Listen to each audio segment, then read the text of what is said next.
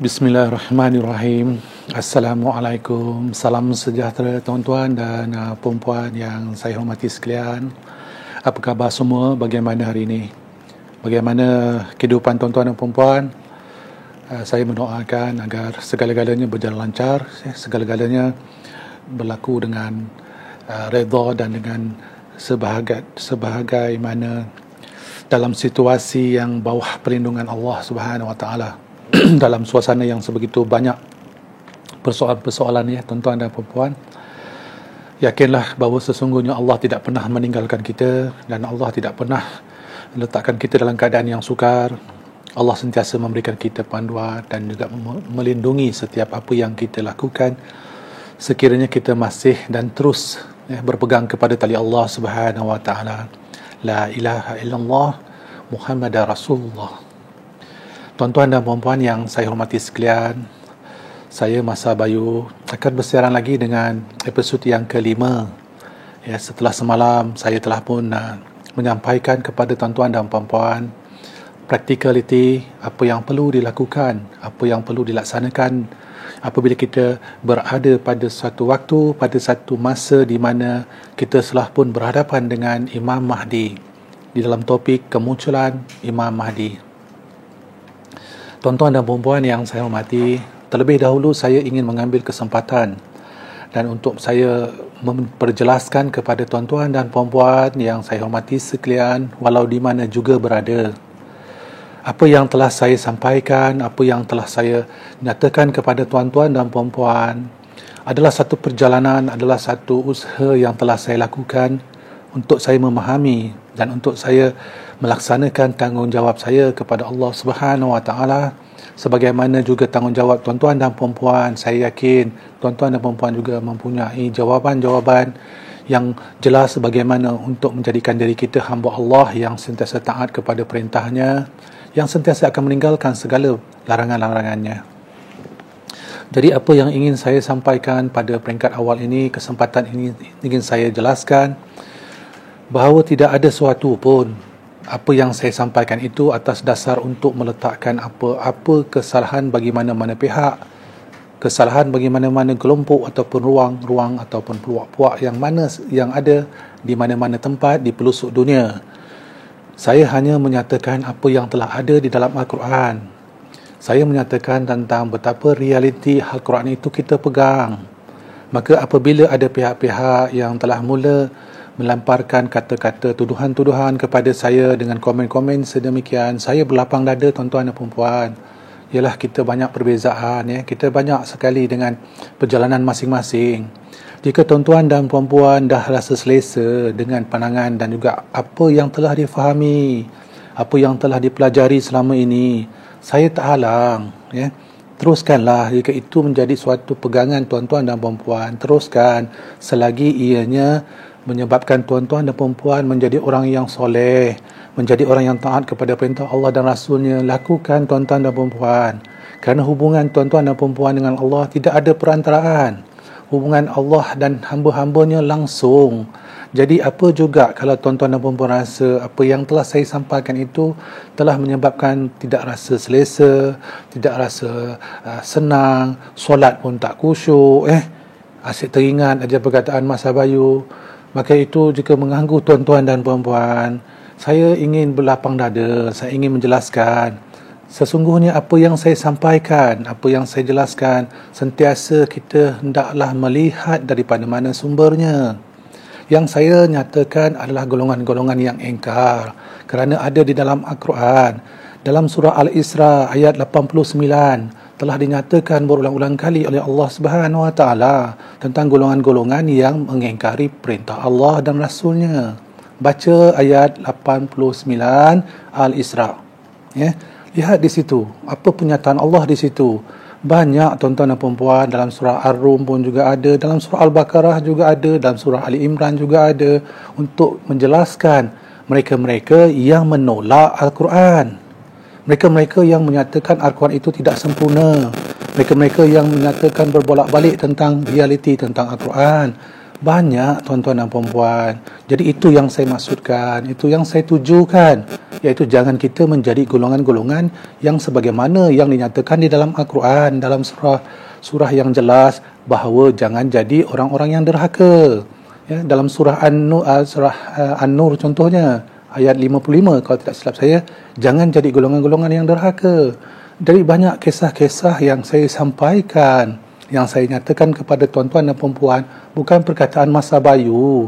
Masa Bayu menyampaikan apa yang dah ada dalam Al-Quran, apa yang telah disampaikan oleh baginda Rasulullah sallallahu alaihi wasallam kepada kita sebagai umatnya. Maka ini yang ingin saya nyatakan terlebih dahulu, kerana ramai yang meletakkan begitu banyak prasangka-prasangka, mengatakan saya sesat, yang mengatakan saya kafir, malah sampai menuduh saya dajjal pun ada.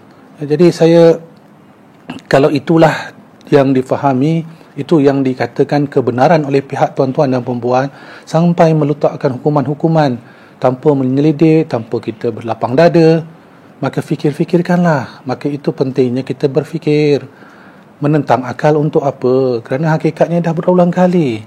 Jadi banyak sangat persoalan-persoalan itu yang saya tidak dapat jawab secara langsung. Tetapi saya ingin menjelaskan pada permulaan topik kita pada hari ini, sesungguhnya Masa Bayu ingin menjelaskan kepada tuan-tuan dan perempuan, tidak ada mana-mana guru, tidak ada mana-mana ulama-ulama atau ilmuwan yang ditentang oleh Masa Bayu. Yang ditentang oleh Masa Bayu adalah mereka-mereka yang bertopengkan perkara-perkara yang tidak ada kaitan dengan Al-Quran, yang tidak ada kaitan hubungan dengan Allah dan Rasulnya. Lalu mereka itu telah menyebabkan manusia-manusia lain itu berada di dalam keadaan yang tidak jelas hubungannya dengan Allah dan Rasulnya. Maka itu yang menjadikan saya menjelaskan, dan itulah yang saya tentang. Saya tentang mereka-mereka yang menyekutukan Allah. Sahih, saya tak nafikan. Saya akan menentang sesiapa sekalipun. Saya akan menjadi musuh yang paling kekar sekali kepada tuan-tuan dan perempuan yang menjadikan Allah ada sekutunya. Jika itulah salah perjuangan saya, yakni memperjuangkan realiti bahawa kita adalah hamba Allah Subhanahu wa taala yang sentiasa berpegang kepada la ilaha illallah Muhammadar Rasulullah. Jika itu adalah satu perkara yang dikatakan saya menentang kerana saya berpegang kepada kalimah Allah Subhanahu wa taala, maka saya jelas saya menerima dan saya mengakui di hadapan tuan-tuan dan perempuan bahawa benarlah saya memang penentang anda. Dan saya berlindung kepada Allah Subhanahu wa taala. Jadi saya tidak mahu menolak realiti. Kerana apabila saya ditentang, saya tidak ada persoalan ditentang, tuan-tuan dan puan-puan. Saya bersedia untuk menentang sesiapa sekalipun. Wa ima 1 juta manusia seluruh dunia. Jika mereka itu derhaka kepada Allah, maka saya menjadi penentangnya. Yang itu saya tidak dapat nafikan. Jadi jika tuan-tuan dan perempuan merasa apa yang saya bawakan, apa yang saya sampaikan, semua itu bertentang dengan tuan-tuan dan perempuan, maka sampaikanlah kepada saya segala fakta-fakta yang menyatakan bahawa saya bertentang dengan Al-Quran dan Sunnah. Jangan sekadar meletakkan jawapan dengan emosi-emosi yang tidak berpangkal, yang tidak berpaksikan kepada Al-Quran, sehingga meletakkan satu perkara-perkara yang tak jelas. Jika benar kita dalam apa yang kita sampaikan dalam Al-Quran telah Allah jelaskan, bawakanlah fakta-fakta, bukti-bukti atas apa yang kamu katakan benar. Bawa. Tetapi kalau kita melemparkan segala macam tuduhan-tuduhan, kemudian tidak menjelaskan nama kita pun tak diberitahu, yang melemparkan itu nama pun tidak jelas, gambar pun tidak ada, wajah saya tuan-tuan dan puan kenal, mana-mana saya pergi akan 12, inilah wajah Masa Bayu, tak ada wajah lain dah. Tetapi yang melemparkan dengan segala macam persoalan, tidak puas hati, letak gambar tengkorak, letak gambar pisau, gambar parang. Jadi bukalah diri itu, tunjuklah sebenarnya siapa tuan-tuan dan perempuan. Kalau tuan-tuan dan perempuan merasa tuan-tuan dan perempuan berada di pihak yang benar, jangan sembunyi. Saya tak sembunyi, tuan-tuan dan perempuan. Benar kan? Nampak wajah ni. Sampai ada yang menyatakan kejumpa nak dibunuhnya saya. Kalau saya jumpa Masa Bayu, saya jumpa awak, saya akan bunuh awak.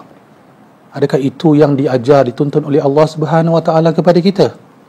Adakah begitu cara pengajian yang tuan-tuan dan perempuan, bukan semua ya, yang saya masukkan ni, yang tak tahu nak sebut apa perkataannya, yang telah memberikan urutan-urutan kepada saya, kepada tuan-tuan dan perempuan yang saya tujukan, bukan kepada sahabat-sahabat yang sedang menonton YouTube ini. Jadi mati hidup saya di tangan Allah Subhanahu Wa Taala. Maka saya ingin menjelaskan sekali lagi, saya mengambil peluang ini sekali lagi, benarlah saya adalah musuh kepada musuh-musuh Allah. Siapa juga, kelompok-kelompok mana juga, di mana juga anda berada, di mana juga kegiatan-kegiatan anda, apa yang anda lakukan, setinggi mana pun kedudukan anda, jika anda menderhaka kepada Allah Subhanahu Wa Taala dan Rasulnya, saya akan sampai. Dan apabila sampai, saya tidak akan meletakkan posisi belah ihsan, kerana saya tidak tahu arti belah ihsan kepada manusia yang menyekutukan Allah Subhanahu Wa Taala.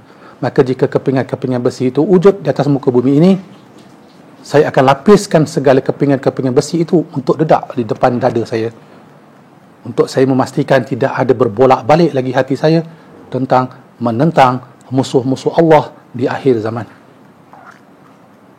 Dan saya yakin sahabat-sahabat yang sedang menonton bersama saya ingin turut sama bersama saya, ingin turut sama menentang mereka-mereka yang menderhaka kepada Allah dan Rasulnya. Jadi tuan-tuan dan puan-puan, minta maaf, ursi mula-mula ni tiba-tiba masa Bayu nak menjadi macam panglima perang pula. Bukan panglima perang macam mana tuan-tuan dan puan-puan, membara, bukan membara marah, membara rasanya syahdu sebab kita sentiasa lagi berada dalam situasi yang kelam kabut, situasi yang penuh dengan haru biru, tetapi masih lagi kita nak menunjukkan kehebatan yang tidak ada makna, tak mau kembali kepada kosong. Jadi tuan-tuan dan puan-puan, sahabat-sahabat saya yang masih lagi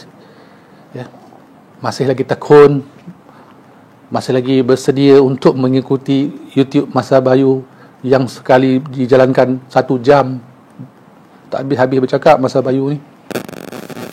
Ingin saya perjelaskan sekali lagi, saya adalah musuh yang sangat besar kepada anda yang menyekutukan Allah Subhanahu Wa Taala. Bersedialah.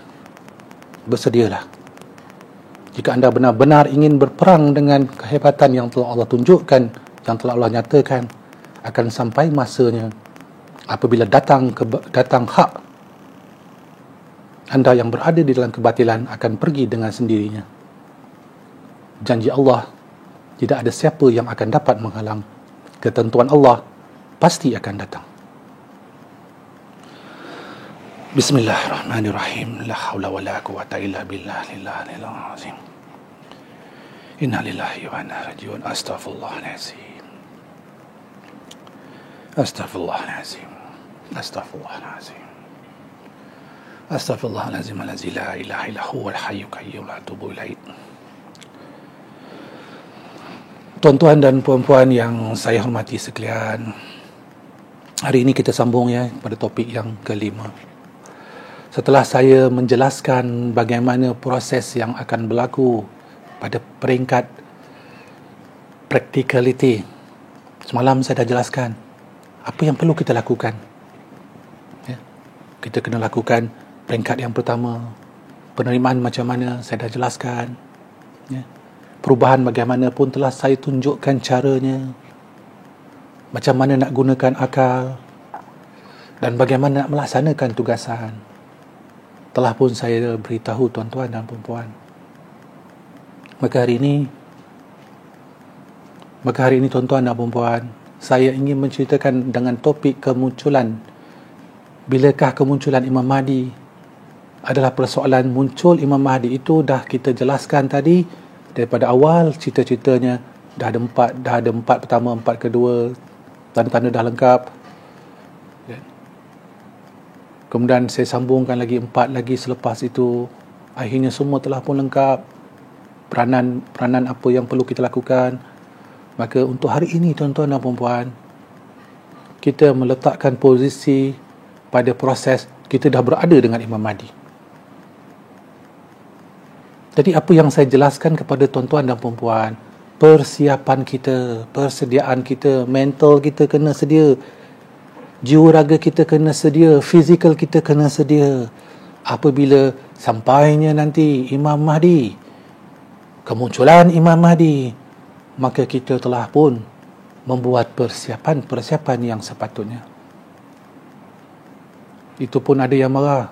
Belum lagi lah Imam Mahdi nak sampai. Janganlah pandai-pandai nak sebut begitu. Suka-suka nak sebut. La ilaha illallah Muhammadar Rasulullah. Kenapa nak marah? Kalau benar sekalipun dia sampai, tak nak ke? Kenapa menolak? Kenapa tak mau terima? Patut kita doakan lagi. Betul lah, Ya Allah, Ya Rahman, Ya Rahim. Apa yang Masa Bayu ni katakan, kita doa sama-sama. Ya Allah, jadi sekarang. Tak boleh. Kenapa menolak? Kenapa takut menyatakan bahawa Imam Mahdi dah sampai pada hari ini? Yang takut sampainya Imam Mahdi pada hari ini adalah versi Imam Mahdi lagi satu. Itu yang saya masukkan. Siapa yang takut Imam Mahdi hadir di dunia pada hari ini? Hanya satu saja. Dan kelompok-kelompok dia. Jadi janganlah kita takut. Kita doakan patutnya. Sama ada sampai tak sampai hari ini, saya bercerita dalam konsep ilmiah. Faham tak tu ilmiah tu maksudnya apa? Ilmiah, tuan-tuan dan puan-puan. Silap buku balik semula. Apa maksud ilmiah? Dah saya sampaikan ilmiah. Jadi kalau kita katakan, saya dah katakan Imam Mahdi dah sampai, amin kan, amin ramai-ramai. Tak boleh. Amin nama Ya Allah. Tunggu. Imam Masa Bayu nak sebut tu. Masa Bayu sebut Imam Mahdi muncul, amin ramai-ramai. Tak boleh. Kenapa menolak? Ya. Jadi dah tersasul lagi cerita, tambah lagi, agaknya panas sangat lah hari ni kan. Jadi tuan-tuan dan puan-puan, perkara yang seterusnya juga ada 4 yang perlu kita lakukan apabila kita telah berada bersama Imam Mahdi. 4 perkara kena sedia dalam diri masing-masing kan? Yang 4 dah semalam tu dah faham cara nak lakukan. Kena bersedia. Okey, dah bersedia dah. Saya dah bersedia dah. Dah terima dah. Dah kosong dah. Nak untuk perubahan hijrah dah bersedia Tuan Masa Bayu. Okey, lagi apa dia? Dah mula nak gunakan akal, tahu. Saya dah tahu. Maknanya tutup di sini, buka di sini. Okey, dah sedia dah. Okey, kemudian yang keempat. Itu dah sedia sungguh lah. Sebab dah 3 sedia, semua ni sedia. Jadi saya dah sedia. Apa tugas nak buat? Dari hari ni, apa tugas kita nak buat? Apa perkara pertama kita nak kena buat? Maka perkara yang pertama, berbalik kepada faktor ilmu. Ilmu, macam mana maksudnya ilmu? Maka perkara yang pertama, tugas ni tentang tugas. Ini masih balik kepada peranan masyarakat ya tuan-tuan dan puan kita ni. Sebab kita dah berada di hadapan Imam Mahdi. Maka persiapan mental kita, jiwa kita, fizikal kita bersedia untuk perkara yang pertama, iaitu persediaan kepada penerimaan ilmu. Itulah sebab pentingnya kena ada penerimaan daripada peringkat awal. Apa maksudnya penerimaan ilmu? Ilmu Imam Mahdi pasti akan berbeza daripada apa yang kita faham di dunia pada hari ini. Itu adalah wajib. Maksudnya kosong. Sebab itu bercerita tentang kisah Imam Mahdi kena ikut daripada peringkat yang pertama.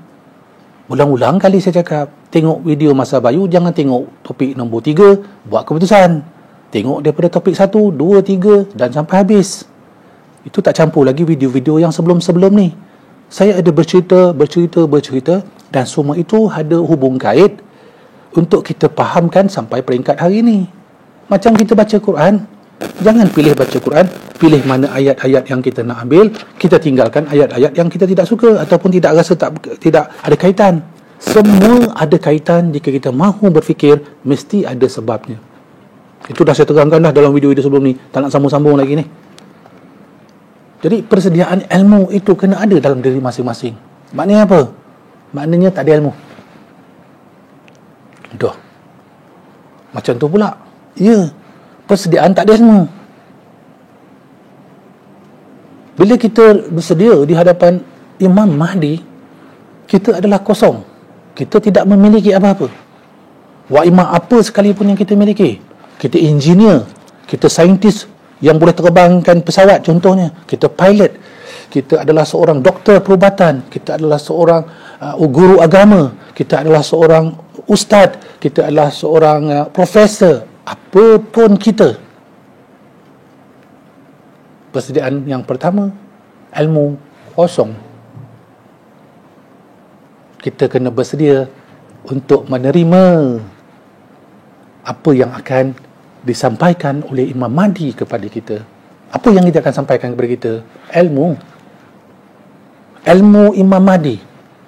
Tuan-tuan dan puan-puan, tuan-puan tak nak ke ilmu Imam Mahdi? Tuan-puan tak mau ke ilmu Imam Mahdi? Jadi kalau tuan-tuan dan puan-puan ambil gelas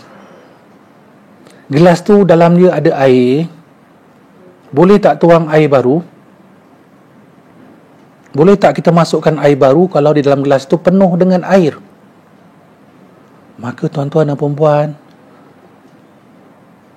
Imam Mahdi ni bawa air ni, dia yang masakkan air. Yang kita pergi rumah dia, kemudian dia masakkan air, kata duduklah ya, duduk dulu ya Tuan Osman Comel, duduk dulu, nanti saya nak masak air. Tak payahlah susah-susah Tuan, saya datang-datang ni tak apa, sekejap aja, bukan susah sangat pun. Ini contoh-contoh saya bagi, faham contoh-contoh. Ni janganlah terus-terus menangkap ke satu tempat yang lain. Saya bagi contoh ilmiah. Jadi Imam Mahdi pun beritahu kepada Osman Comel, tak apa, sekejap aja, saya nak buat sekejap aja. Jadi selepas tu dia pun bawa lah air. Dia buat air kopi, tuan-tuan dan puan-puan. Imam Mahdi pun beritahu kepada Tuan Osman Comel, Tuan Osman Comel, boleh ke minum air kopi? Boleh saja, apa yang tak boleh? Imam Mahdi bagi air. Tetapi bila bagi air, kita mesti ada gelas. Tapi kalau gelas yang kita ada di depan kita ada air, boleh tuang tak tuan-tuan dan puan-puan? Maka tak boleh tuang. Maka kena ada gelas kosong. Barulah Imam Mahdi boleh tuang. Nah dia, ni tuangkan air, minumlah ya. Tuan Osman Comel, ni air kopi. Tuan Osman Comel, Imam Mahdi yang bagi air kopi. Macam mana rasanya? Jadi dari aspek metafornya, simbolik daripada kisah itu tadi, air itu adalah ilmu yang nak dicurahkan oleh Imam Mahdi kepada kita, tuan-tuan dan puan-puan. Jadi kita kena bersedia kan untuk mendapat ilmu daripada Imam Mahdi dengan memastikan ilmu kita kosong. Takkan hilang ilmu yang kita ada sebenarnya. Takkan hilang. Pemikiran kita tu tadi, hati kita tu, kita kena kosongkan. Tuan-tuan boleh lupa ke apa yang tuan-tuan dan perempuan dah belajar? 1, 2, 3, 4, 5, 6 boleh lupa ke? Ya? Warna hijau, biru, kuning dan sebagainya tiba-tiba jadi blank, koma, tak ingat apa-apa ke? Masih ingat kan? Jadi penerimaan itu bukan buang. Penerimaan itu untuk memastikan dapat ruang baru untuk dimasukkan perkara yang baru. Kerana Imam Mahdi membawa pembaharuan. Maka pembaharuan ilmu itu akan sampai dibawa oleh Imam Mahdi, tuan-tuan dan puan-puan. Maka persediaan yang pertama adalah persediaan untuk memastikan kita boleh menerima ilmu Imam Mahdi. Maka kita akan masuk dalam satu ruang. Tuan-tuan dan puan-puan, saya, kita ni semua masuk balik sekolah. Sekolah yang akan diberi latihan oleh Imam Mahdi kepada kita. Belajar balik, membetulkan apa juga perkara-perkara yang kita tak jelas sebelum ni. Imam Mahdi akan menunjuk cara kepada kita. Kerana perkara pertama yang akan beliau lakukan adalah membina pusat ilmu untuk memberikan ilmu itu kepada seluruh masyarakat dunia tanpa mengira latar belakang mereka. Semua peringkat boleh belajar. Semua golongan boleh masuk. Tak perlulah ada SPM ke, tak ada SPM ke. Asalkan kosongkan dirinya daripada persoalan ilmu. Walaupun dah bertongkat-tongkat dah mata dah rabun, tetap sekolah Imam Mahdi menerima. Kerana selagi kita bernafas, tuan-tuan dan puan-puan yang saya hormati sekalian, selagi masih ada lagi masa, terbit lagi matahari, masih boleh kita melihat burung-burung terbang di atas angkasa, berarti kita masih hidup. Walaupun kita tua sebagaimana sekalipun, belajar itu tidak pernah berhenti, tuan-tuan dan puan-puan. Belajar itu tidak akan pernah ada hadnya kepada mereka-mereka yang masih hidup. Kerana kita tidak tahu, tuan-tuan dan puan-puan, mungkin usia kita telah pun 70 tahun. Tetapi apabila datangnya Imam Mahdi di saat usia kita 70 tahun, dan kita dapat belajar dengan beliau dalam tempoh 1 hari, besoknya kita mati. Tetapi pada saat kita bertemu dengan Imam Mahdi dalam usia kita 70 tahun, esok kita mati, kita telah mendapatkan realiti, hakikat, kebenaran daripada Imam Mahdi. Kerana kita akan dapat satu jawapan yang khusus. Maka selepas itu adalah urusan kita dengan Allah Subhanahu wa Ta'ala. Kebenaran dalam satu saat, keinsafan kita kepada apa yang kita lakukan, walaupun satu detik rasa insaf, itu adalah sebesar-besar nikmat daripada Allah Subhanahu wa Ta'ala. Maka tuan-tuan dan puan-puan yang saya hormati, persoalan ilmu akan menjadi tunjang, akan menjadi perkara yang akan menjadi asas kepada peradaban manusia. Di mana-mana tempat sekalipun, pergi ke mana-mana sekalipun, hakikatnya tuan-tuan dan puan-puan, yang akan merubah manusia adalah dengan ilmu yang dia miliki. Namun begitu, tuan-tuan dan puan-puan, yang merosakkan manusia juga ilmu yang mereka miliki. Maka perkara pertama, persediaan yang perlu kita lakukan dalam diri kita, tuan-tuan dan puan-puan, apabila datangnya Imam Mahdi, munculnya Imam Mahdi, dan bukan lagi kita beria-ia menantikan beliau, kita dah ada di depan beliau. Secara ilmiahnya, hendaklah kita bersedia menerima hakikat bahawa ilmu kita kosong pada saat itu. Bagaimana tuan-tuan dan puan-puan? Bagaimana sahabat-sahabat saya yang saya kasihi?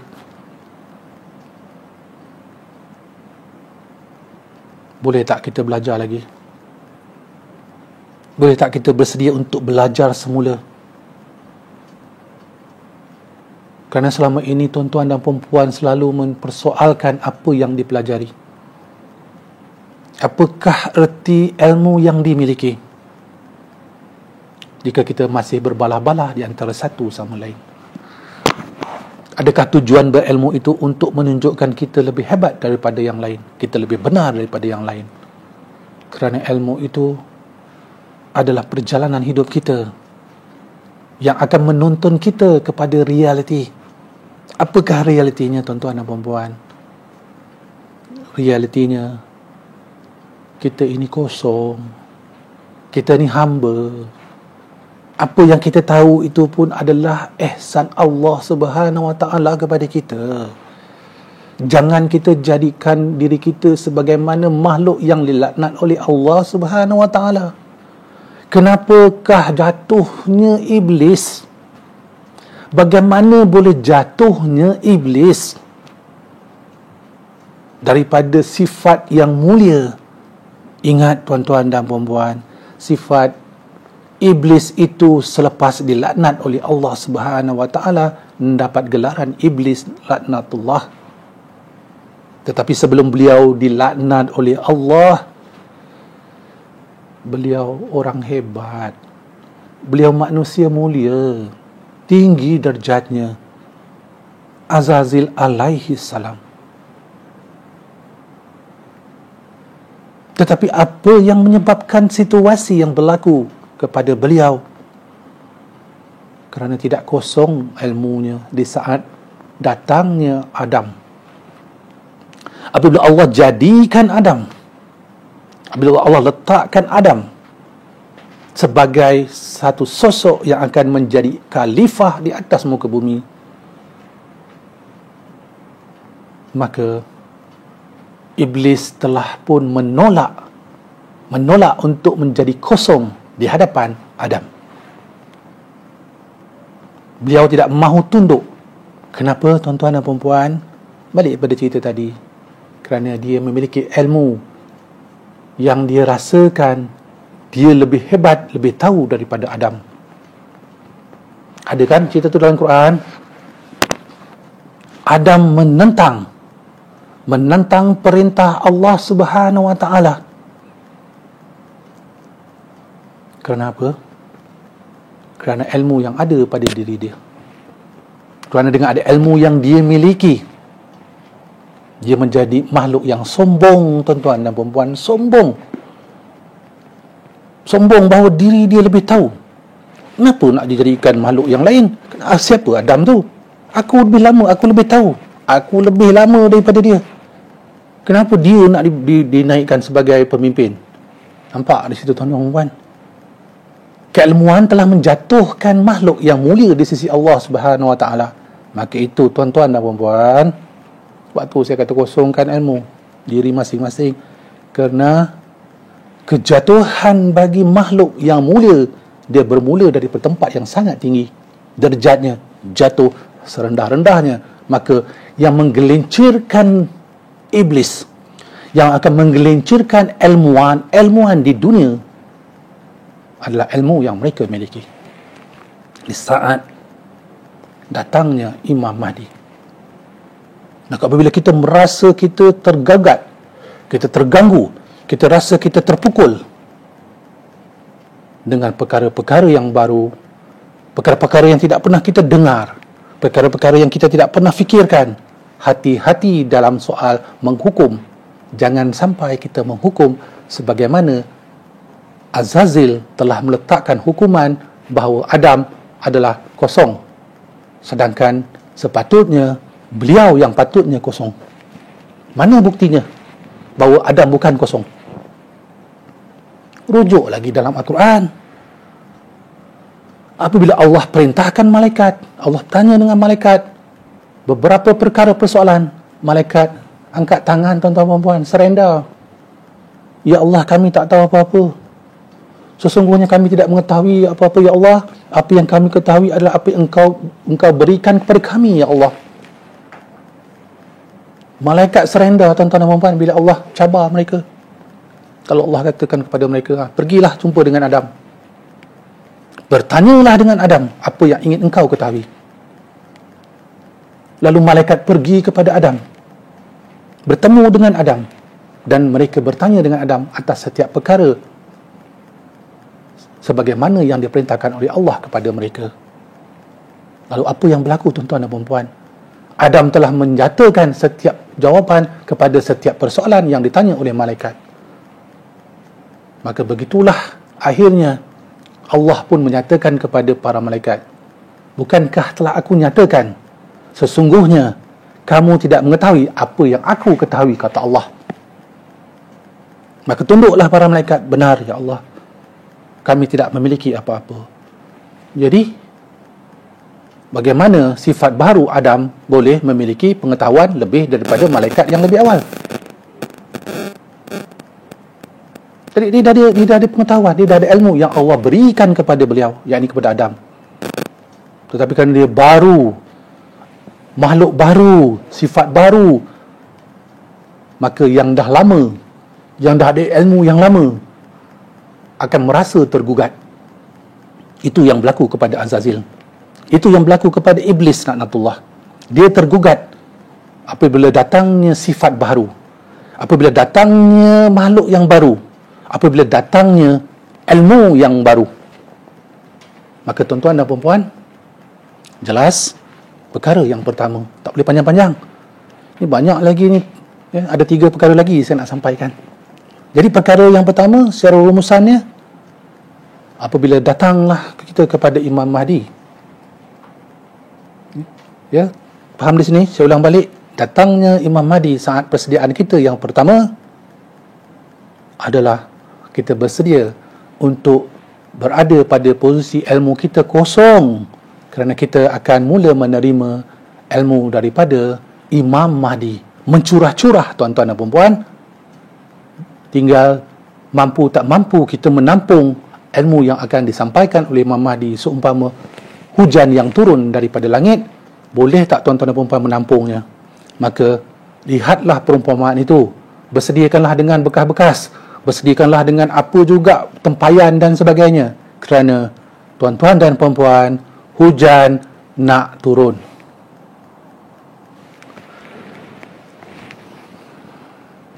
Perkara yang kedua. Apakah perkara yang kedua?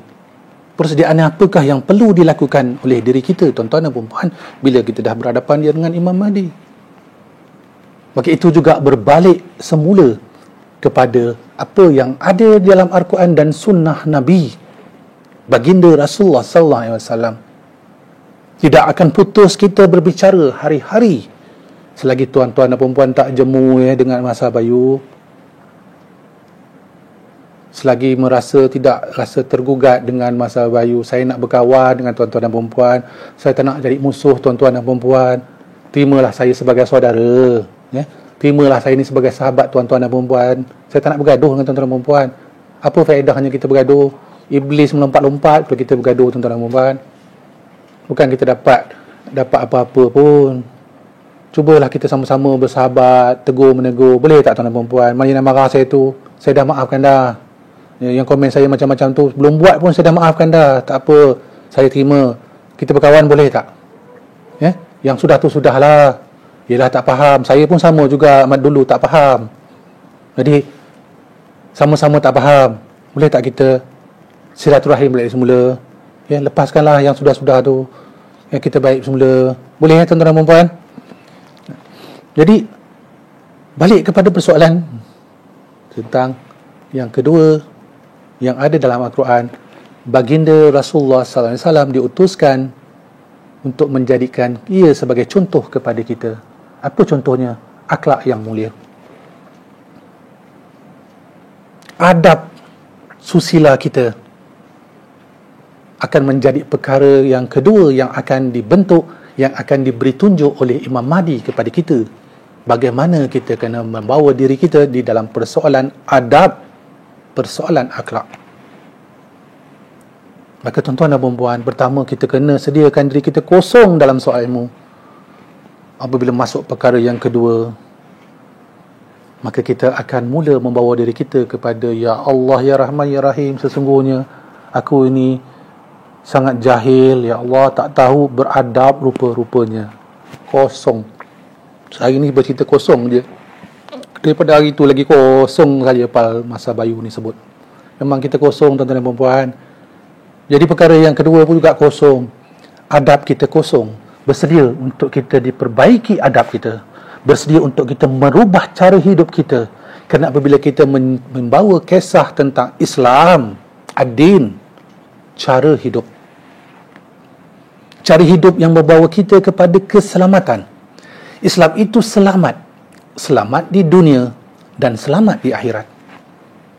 Jika kita membawa diri kita ke mana-mana tempat sekalipun, maka penilaian itu akan diambil pada satu faktor sahaja, menunjukkan kita Islam atau tidak, iaitu selamat. Apa maksudnya di sini selamat? Kita pergi ke mana-mana lah, asalkan orang Islam, pasti dia selamat. Kenapa? Bukankah orang Islam ini di bawah perlindungan Allah Subhanahu Wa Taala? Nak cerita macam mana tak selamatnya tu? Jadi saya pernah ditanya oleh ramai pihak waktu dalam saya bercerita ni tentang cerita sejarah saya, ya. Saya tak nak cerita sejarah orang lain. Berulang-ulang kali saya cakap macam tu. Saya ditanya oleh salah satu kisah itu, saya sewaktu di, tak silap saya di Turki macam itu. Saya ditanya oleh beberapa orang semata tu, saya di sebuah universiti. Ya, di depan saya adalah dalam sekitar dalam 70-80 orang profesor-profesor dalam berbagai bidang yang bertanya tentang persoalan Islam pada saya. Bagaimana kita meletakkan posisi Islam? Bagaimana kita meletakkan posisi orang Islam, orang-orang Islam yang akan menjadi sebagai suatu jawapan kepada pandangan-pandangan masyarakat luar tentang Islam, tentang orang Islam. Maka saya jawab kepada mereka, nak kenal Islam itu bukan pada rupanya. Nak kenal Islam itu bukan pada persoalan pakaiannya. Kerana Islam itu dibawa oleh baginda Rasulullah SAW adalah pada akhlaknya. Maka lihatlah akhlak. Maka apabila kamu melihat akhlaknya, maka kamu akan kenal itu adalah umat Muhammad sallallahu alaihi wasallam. Lalu mereka semua terdiam. Terdiam semua. Maksud saya macam mana? Maksud Prof macam mana? Katanya macam tu. Lalu saya jawab, kerana umat Islam ada dua faktor yang boleh kita lihat untuk mendapatkan jawapan dari aspek akhlaknya. Akan berlaku dua keadaan kepada umat Islam. Pertama, apabila beliau pergi ke mana-mana tempat sekalipun di dunia, ini secara fizikal, ke mana-mana dia pergi, dia akan merasa selamat. Faham di sini tuan-tuan? Dia pergi mana-mana pun, tempat macam mana pun, dia rasa diri dia selamat. Tidak ada rasa apa-apa, tak rasa susah. Selamat aja pergi mana-mana pun. Letaklah dekat mana, dia akan selamat. Seperti mana pepatah orang Melayu, benih yang baik itu letak di mana, letak lempar ke laut, dia timbul jadi pulau. Pepatah Melayu ni banyak sebenarnya, tuan-tuan dan puan-puan. Masuk-masuk yang bertepatan dengan Al-Quran. Kaji. Yang keduanya, pertama, ke mana-mana dia pergi, dia merasa selamat. Yang keduanya, ke mana-mana dia pergi, dia akan merasa selamat, dan ada dan. Mereka yang berada di sekelilingnya merasa selamat dengan adanya dia. Itulah nilai-nilai yang saya jelaskan kepada profesor-profesor yang duduk di depan saya masa itu. Pertama, dia sentiasa selamat ke mana juga dia pergi. Yang kedua, mereka-mereka yang berada di sekeliling dia akan merasa selamat dengan adanya dia di situ. Lalu mereka berkata, luar biasa sekali. Kami tidak pernah terfikir begini. Tuan, ada rupanya penjelasan saintifik, ada penjelasan hitungan, ada penjelasan dari segi posisi. Maka itulah sebabnya mukmin itu ada yang dijelaskan oleh Allah di dalam Al-Quran. Orang-orang soleh, orang-orang yang berpegang kepada keimanannya kepada Allah dan bertakwa kepada Allah, yang sentiasa berpegang kepada tali Allah. Maka itu dijelaskan kerana mereka melihat, subhanallah, akhlak dia mulia sungguh, cara dia berurusan dengan kita, cara dia menyampaikan sesuatu, cara dia bercakap dengan kita, kita rasa macam seolah-olah kita berhadapan dengan satu perkara yang tak boleh kita jelaskan. Rasa dekat, rasa sayang, rasa cinta wujud di dalam diri mereka. Dan apabila Islam ataupun umat Islam itu keluar daripada kawasan itu, ditangisi oleh semua. Kenapa tuan-tuan dan puan? Akhlak, adab yang ada pada diri mereka. Maka ini yang akan dituntun oleh Imam Mahdi kepada kita. Meletakkan semula posisi sebagaimana baginda Rasulullah SAW menjadikan dirinya contoh kepada semua umat-umatnya. Termasuklah Imam Mahdi akan mengikut, akan menjalankan, melaksanakan apa yang telah dilepaskan, disampaikan, diwariskan oleh baginda Rasulullah SAW kepada beliau. Tidak ada lagi agama baru, tuan-tuan dan puan-puan, ya. Jangan main tambah-tambah. Imam Mahdi bukan versi-versi, ada penambahan-penambahan lebih daripada Quran. Tidak ada lagi kitab-kitab baru yang akan dibuat oleh Imam Mahdi yang akan meletakkan posisi sebaris dengan Al-Quran. Imam Mahdi pemegang syariat yang telah pun sampai kepada baginda Rasulullah SAW, dan tidak ada perubahan walau satu huruf di dalam Al-Quran, kekurangannya atau penambahannya. Maka apa juga perkara yang kedua yang saya sampaikan kepada tuan-tuan dan perempuan adalah pakaian baginda Rasulullah SAW, iaitu akhlak beliau yang akan menjadi sebagai satu dominan faktor di dalam persoalan yang akan disampaikan kepada pembantu-pembantu dia. Dia dahlah berilmu.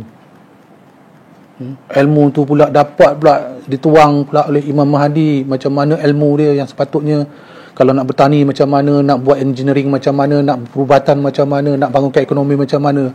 Itu semua dicurahkan oleh Imam Mahdi. Kemudian dibalut lagi pakaiannya. Kerana ilmu tu di dalam, tuan-tuan dan perempuan. Adab itu nampak di luar. Kena hati-hati dalam soal untuk meletakkan posisi. Ilmu di dalam, adab itu di luar. Kerana mereka melihat adab, mereka tidak melihat ilmu. Manusia melihat adab kita, manusia tidak menilai ilmu kita. Kerana adab itu mencerminkan ilmu masing-masing. Maka daripada situ, tuan-tuan dan perempuan, Tuan Osman Comel telah menjadi orang yang berilmu dan orang yang beradab.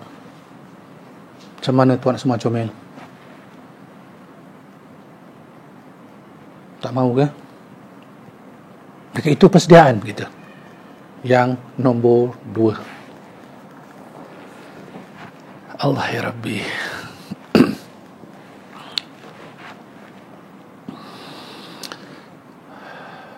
Saya minta maaf, saya nak minum air sekejap ya. Haus.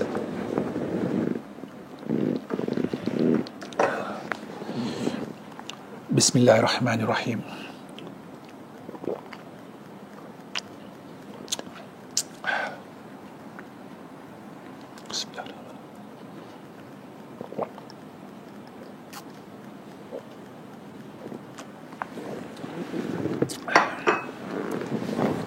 Alhamdulillah Rabbil Alamin. Sambung kepada perkara yang ketiga. Segar sikit dah ada air. Maka perkara ketiga, tuan-tuan dan perempuan yang saya hormati, maka kita kena bersediakan diri kita. Penting yang persoalan perubahan-perubahan. Kenapa perlu ada penjerahan? Kerana pada saat yang ketiga, maka akan datang kreativiti yang akan disuntik oleh Imam Mahdi kepada diri masing-masing. Maksudnya bagaimana, tuan-tuan dan perempuan? Mulalah Imam Mahdi setelah melalui proses ilmu, melalui proses adab, akhlak yang saya katakan tadi, maka proses yang ketiga, mulalah kita akan diposisikan atas bidang kita masing-masing. Bersedialah apa pun, jangan ditolak. Tuan Pal Masa Bayu, saya ni dulu nelayan. Saya ni pandai sebut saja tengok ikan, tengok air tu, tuan. Tengok air saja dah tahu jantan betina ikan dalam tu. Tengok air dia. Contohnya macam tu. Jadi bila sampai pula pada dengan Imam Mahdi ni, dia suruh saya pula masuk hutan pula, suruh jaga pula tengok tentang urusan kayu dan pokok yang saya tak tahu, tuan-tuan dan perempuan. Tuan Masa Bayu, macam mana ni? Contohnya lah tentang persoalan. Maka dalam aspek yang ketiga, jangan persoalkan. Kita bersedia. Dia letak kita ke mana sekalipun, kreativiti kita itu akan dinilai oleh Imam Mahdi. Kerana dia lebih mengetahui daripada kita. Ingat kisah-kisah tentang malaikat itu tadi? Sesungguhnya kamu tidak mengetahui apa yang aku ketahui, kata Allah kepada para malaikat. Maka dalam soal yang tadi, kita tak tahu apa-apa, kita kosong kan? Maka kita akan disusun, diletak oleh Imam Mahdi atas posisi kita masing-masing, atas yang disebut keahlian, kreatif dalam bidang masing-masing. Kreatif ni bukan kreatif maksudnya lebih daripada orang lain atas satu perkara. Tidak. Kreativiti ini posisi itu tepat, bertepatan dengan apa yang dia miliki. Mungkin tuan-tuan dan perempuan selama ini rasa tuan-tuan dan perempuan mahir dalam bidang tertentu. Mungkin rasa ada kemampuan dalam bidang tertentu. Itu akan datang pada diri tuan-tuan dan perempuan. Tetapi bila sampai saja Imam Mahdi, Dia bukan hanya menambahkan lagi keupayaan yang ada, malah mungkin dia akan menjelaskan sebenarnya di mana posisi kita yang paling tepat. Posisi kita yang selama ini kita tidak tahu kreativiti kita di mana, tetapi kita dah mencapai satu nilai yang sangat tinggi, padahal itu bukan posisi kita. Tetapi pada peringkat yang ketiga, tuan-tuan dan puan-puan, dia akan menjulangkan lagi nilai yang akan kita hasilkan. Maka dalam soal yang ketiga, kita tidak boleh lagi meletakkan proses sebagaimana yang saya katakan semalam. Tidak tu dah tak boleh pakai dah. Ya sahaja. Maka diletakkan oleh Imam Mahdi di mana tempat sekalipun untuk mengeluarkan kreativiti akan berlaku. Dan yakinlah kerana apa yang telah saya sampaikan tadi, sebagai umat Islam, sebagai umat baginda Rasulullah SAW, umat Muhammad, di mana kita pergi, pasti kita akan selamat dan kita akan memberikan manfaat kepada yang lain. Itu yang saya jelaskan tadi kan tentang orang Islam. Maka itu yang akan dibangunkan, dijelaskan oleh Imam Mahdi kepada kita dalam peringkat yang ketiga. Memudahkan urusan kita. Dan kita akan memahami, barulah kita tahu, ya Allah, rupanya di sini kreativiti aku, di sini keahlian aku sebenar-benarnya. Kerana tuan-tuan dan perempuan, lihatlah dunia hari ini. Saya nak cakap banyak pun terlalu panjang nanti. Ambil sikit-sikitlah contoh yang ada. Tuan-tuan dan perempuan dulu belajar di universiti, belajar apa? Berapa persen yang tuan-tuan dan perempuan belajar di universiti, ilmu yang dibelajar di universiti yang digunakan hari ini? Apa yang tuan-tuan perempuan belajar di universiti, kerjanya sama ke dengan apa yang tuan-tuan perempuan belajar? Belajar akaun, jadi pegawai penguatkuasa. Ya. Belajar apa? Saya dulu belajar engineering. Belajar apa? Engineering apa? Belajar elektronik. Sekarang buat apa? Jual insurans. Jadi yang dia belajar tu nak buat apa sebenarnya? 4 tahun kita belajar di universiti. Apa kreativiti yang kita keluarkan akhirnya? Apa yang telah kita lakukan dalam hidup kita sebenarnya? Cubalah tanya diri tuan-tuan dan perempuan.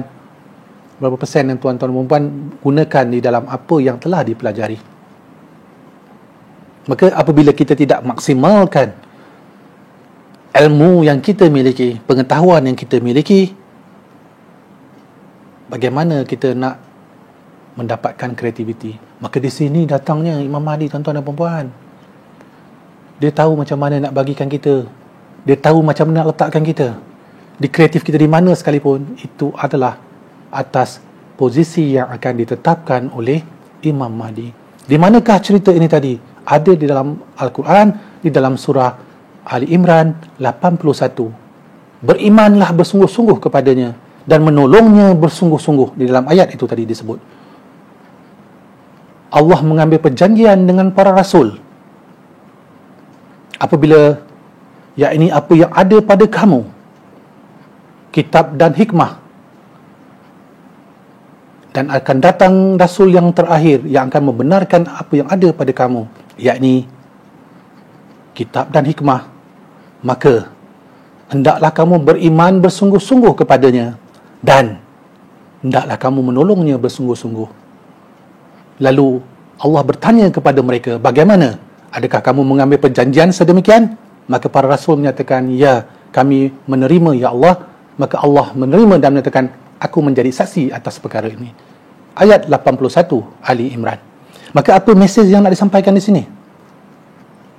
Beriman dan menolongnya bersungguh-sungguh. Nampak di sini?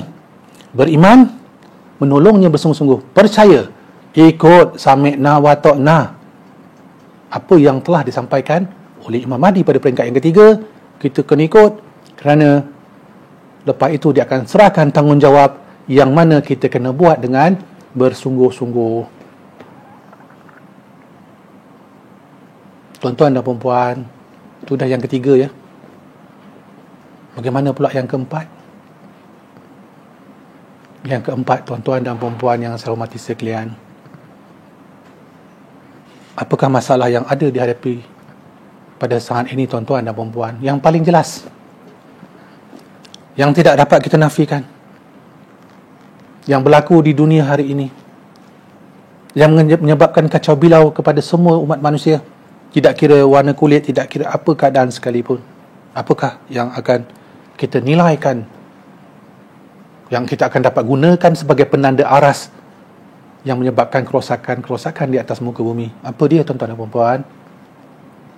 Maka jawapannya berbalik kepada persoalan kelangsungan hidup. Kelangsungan hidup tu macam mana? Nak makan, nak minum, tempat tinggal, ya, perkara-perkara asas, makan, minum dan tempat berlindung. 3 perkara ini adalah sesuatu yang tidak boleh ditolak dan tidak boleh dinafikan haknya bagi setiap individu. Tidak boleh dinafikan kepada sesiapa sekalipun, kerana hakikatnya, tuan-tuan dan puan-puan sekalian, mereka juga manusia. Mereka juga adalah anak cucu Adam. Apa juga beza kepercayaan dia? Tak kesian ke tuan-tuan dan puan menangis dia tak makan? Oh, dia percaya berhala, jangan kita bagi makan dekat dia. Nabi tak ajar macam tu. Oh, dia tak percaya kepada Allah, biar gasak dia, matilah dia kat situ. Siapa yang ajar macam tu? Apabila kita sampai kepada perkara yang keempat,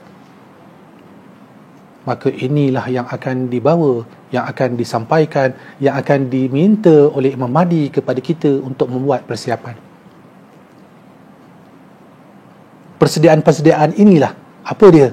Memastikan manusia memiliki semua keperluan asas di dalam hidup, tak kira siapa sekalipun. Ni pembantu-pembantu Imam Mahdi semua dah nak kerja dah ni. Dah nak mulakan tugasan.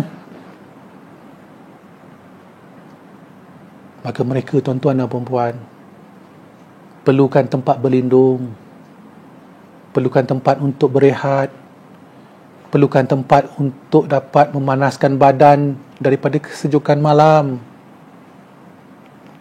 dapat melindungi kulit daripada kepanasan matahari. Burung pun ada sarang, tuan-tuan dan puan-puan. Burung tu pun ada sarang dia. Tikus pun ada tempat sarang dia masuk dalam lubang. Tapi hari ini, tuan-tuan dan puan-puan, lihatlah di sekeliling kita, berapa ramai manusia yang tidak ada rumah, yang tidak ada tempat berlindung. Berjalanlah, tuan-tuan dan puan-puan, di atas muka bumi. Sebab tu saya berjalan. Saya tak nak bergaduh-gaduh bercakap cerita-cerita yang tak ada cerita kena-mengena dengan saya. Saya berjalan melihat keperitan manusia yang tak ada rumah, duduk gelandangan bawah jembatan. Pergilah di Kuala Lumpur ni pun banyak dah. Hari-hari kita baca kisah-kisah di dalam surat khabar, dalam media-media. Ada yang dihalau daripada rumah, tak dapat bayar sewa, bawa anak duduk dalam kereta ramai-ramai, bertidur dalam seminggu, 2 minggu. Duduk dalam kereta, tidur dalam kereta, tuan-tuan dan puan-puan. Itu ada kereta. Ada yang duduk dalam kotak. Itu yang berlaku bukan hanya di Malaysia. Saya dah sampai ke Indonesia pun saya nampak. Saya sampai Thailand pun saya nampak. Di Turki pun ada. Di Jerman saya pergi pun ada. US pun ada.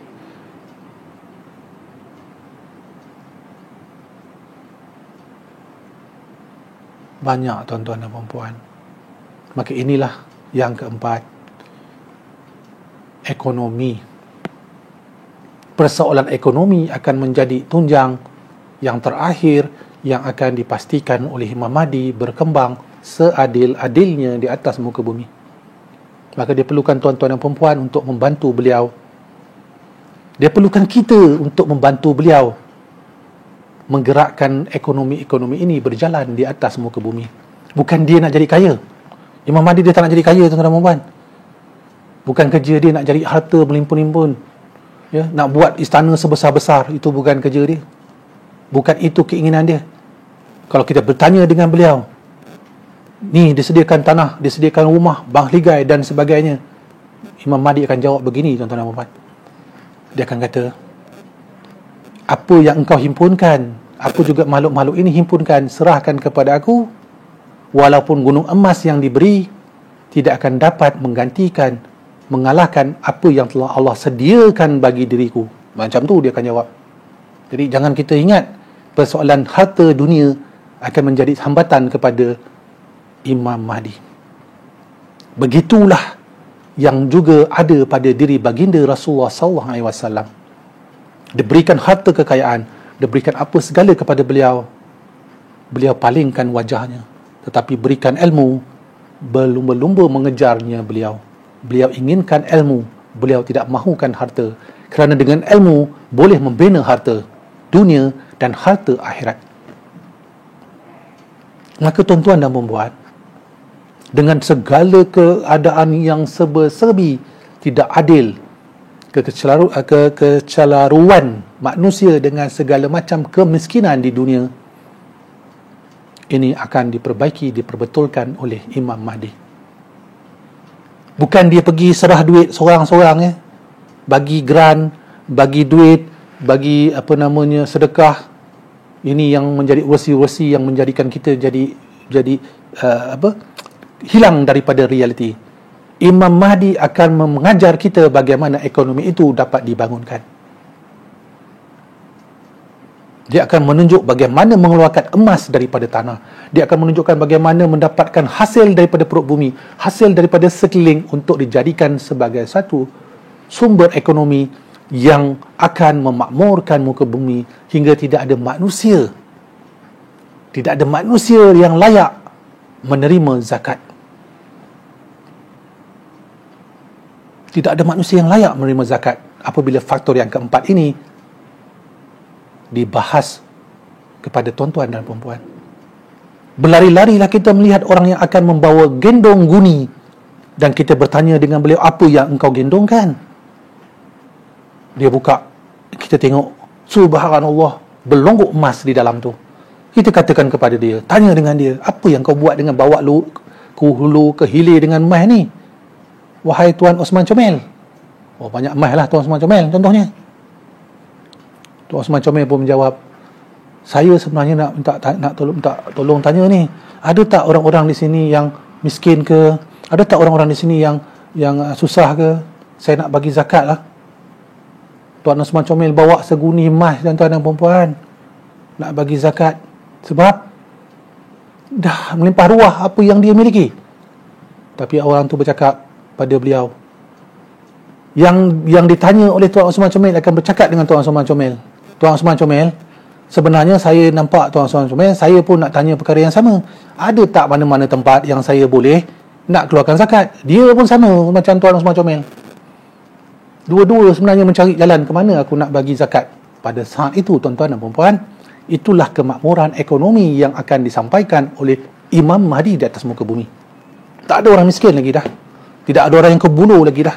Tidak ada orang yang layak menerima zakat. Faham dekat situ? Tak layak menerima zakat. Bermakna apa juga keadaan, di mana juga mereka, semua ada rumah masing-masing, sentiasa perutnya kenyang, dan sentiasa memiliki kehidupan yang berkecukupan, dan itu akan menjadikan kemakmuran yang berpanjangan di atas muka bumi.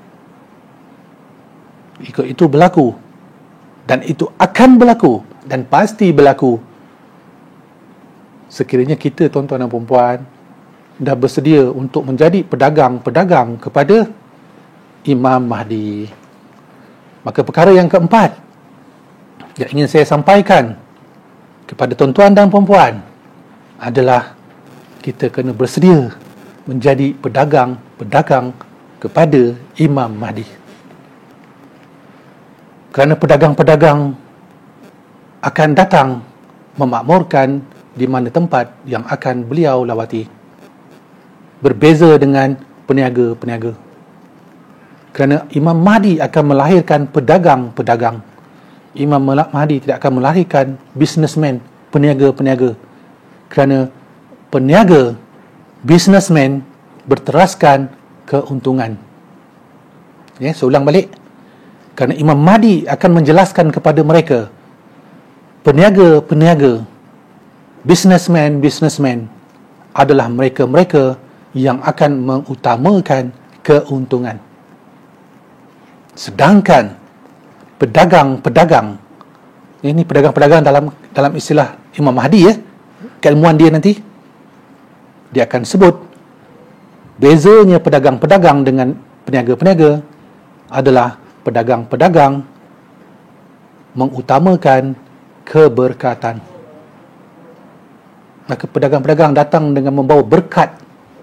Dia menyampaikan rahmat berkat yang datang daripada Allah kepada masyarakat. Sebab itulah dulu tuan-tuan dan puan-puan yang memakmurkan Nusantara, yang memakmurkan muka bumi di atas Nusantara ini tadi dengan syiar Islam adalah pedagang-pedagang Islam. Bukan ilmuwan Islam, pedagang-pedagang Islam. Baca betul-betul sejarah. Maka tuan-tuan dan puan-puan, macam mana Tuan Osman Comel dah bersedia nak jadi pedagang kepada Imam Mahdi, maka apabila sebut pedagang, bersedialah untuk berdagang di seluruh muka bumi. Berteraburlah pedagang-pedagang akhir zaman yang membawa panji-panji Imam Mahdi di atas muka bumi.